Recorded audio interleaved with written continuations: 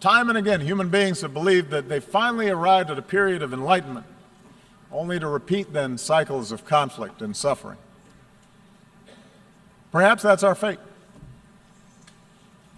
We have to remember that the choices of individual human beings led to repeated world war. But we also have to remember that the choices of individual human beings created a United Nations so that a war like that would never happen again. Each of us, as leaders, each nation, can choose to reject those who appeal to our worst impulses and embrace those who appeal to our best. For we have shown that we can choose a better history. Sitting in a prison cell, a young Martin Luther King Jr. wrote that human progress never rolls on the wheels of inevitability. It comes through the tireless efforts of men willing to be co-workers with God.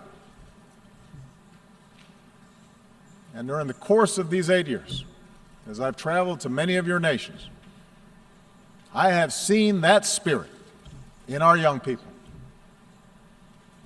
who are more educated and more tolerant and more inclusive and more diverse and more creative than our generation, who are more empathetic and compassionate towards their fellow human beings than previous generations. And yes, some of that comes with the idealism of youth, but it also comes with young people's access to information about other peoples and places. An understanding unique in human history, that their future is bound with the fates of other human beings on the other side of the world. I think of the thousands of healthcare workers from around the world who volunteered to fight Ebola. I remember the young entrepreneurs I met who are now starting new businesses in Cuba.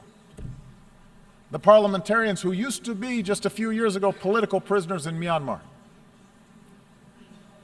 I think of the girls who have braved taunts or violence just to go to school in Afghanistan.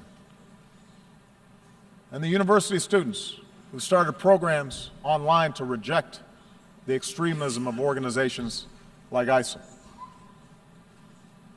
I draw strength from the young Americans, entrepreneurs, activists, soldiers, new citizens who are remaking our nation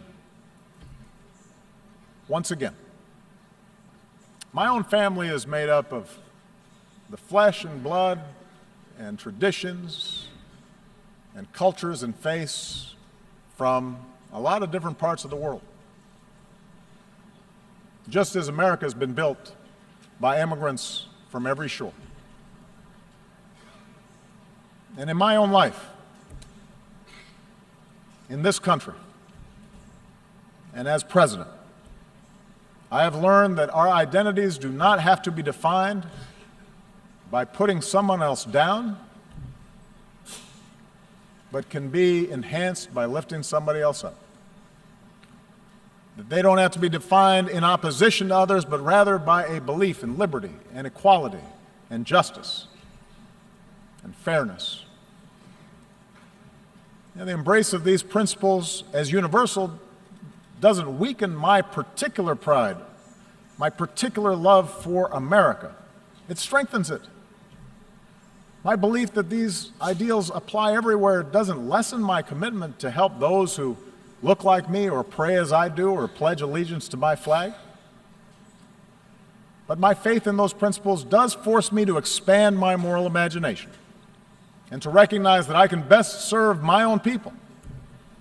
I can best look after my own daughters by making sure that my actions seek what is right for all people and all children and your daughters and your sons. This is what I believe, that all of us can be co-workers with God. And our leadership and our governments and this United Nations should reflect this irreducible truth. Thank you very much.